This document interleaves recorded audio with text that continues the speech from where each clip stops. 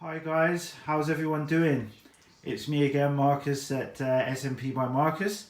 So as promised, here is a video that I was going to do for you guys, basically just showing you my setup when I do treatments.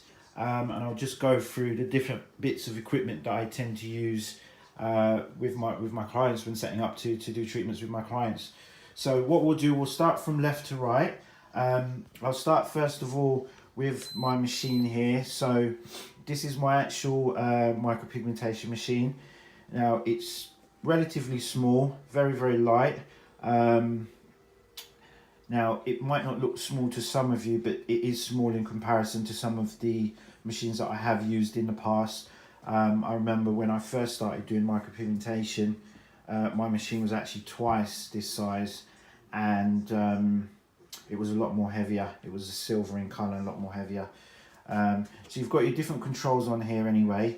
Now this number does go up and down on that display there, and all that represents is just your revolutions per minute.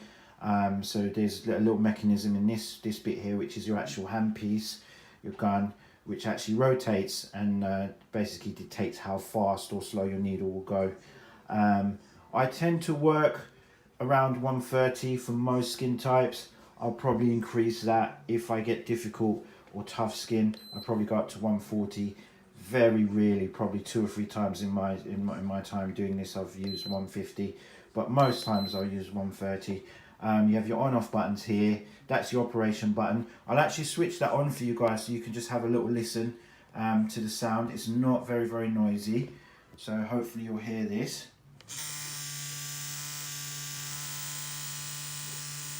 So that's not too noisy. I mean, for any of you that have had like a proper tattoo done, you can see that pales in comparison in terms of the noise there. As I said, this is your handpiece there. I will go across to the needle in a second. These are my gloves, latex-free gloves. Very important when you're doing your treatment, obviously. Self-explanatory, really. This is a little machine that I have here, Wall branded machine. I use that basically if I need to trim the client's hair. If they come in with long hair or whatever the case might be. Sometimes they may have shaved but not shaved low enough, or sometimes I just need to kind of use it to show them sort of length that I think will work for them. I do have another pair of clippers, but I haven't brought all of them out. The other ones have a bit of an adjustment, so if I need to work between different lengths, obviously I can then show that to the client that I'm working with. You've got your little pot here, which is where your ink eventually will go into. So it's just, yeah, not too big, and obviously it's got that safety lid there. And what I sometimes do is once I've mixed my colours, I'll just make a note of what colour I've used actually on top there.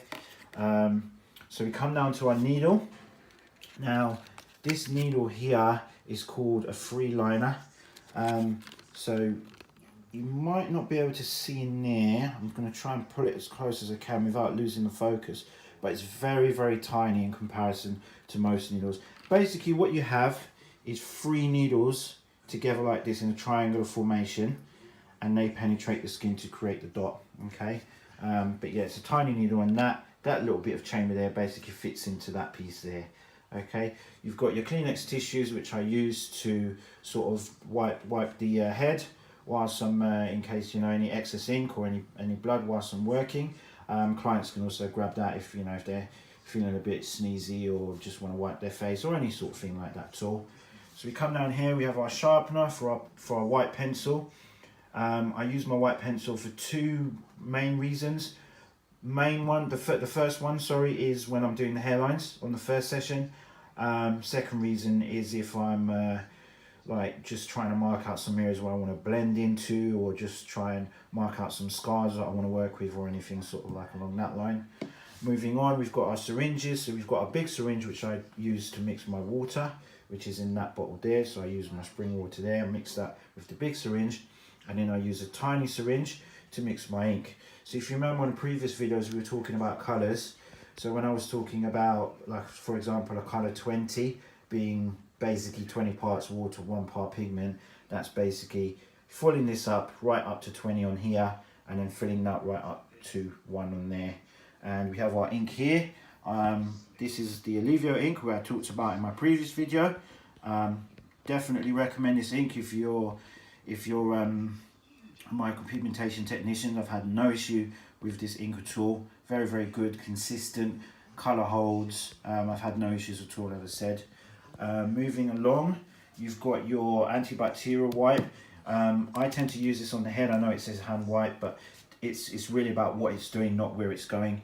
So obviously it kills germs. And I normally use that to cleanse the scalp just before the session. I don't know where my client has come from before he's got to me. A lot of the time clients wear hats and the hats aren't always clean. So you want to just make sure the surface that you're working on is thoroughly clean before you actually start doing the tattooing. Moving along, we've got our surface wipes here, which I use to keep all my treatment area clean, my chair clean. This is during the session, halfway through and after the session, whenever I need it, always have them on standby. We move on to our baby wipes, which I will use these to wipe some of the blood, dampen the blood and excess ink off during the session, but at the end I will take all the excess ink off with this. This is very, very good. No chemicals, very, very mild on the skin, doesn't sting or anything like that, and it literally just does the job, cleans the scalp and then leaves it in perfect condition to go off and go through its process of healing. And then finally we've got our aloe vera gel. Again, I've done a previous video on this one. And yeah, this is just your moisturizer. Now, obviously, I recommend this to people after the session in terms of their aftercare. Some people do come in with dry skin. Either initially they've been suffering with dandruff after I've shaved their head, their skin's really, really dry, and I just need a quick sort of fix. I'll use that.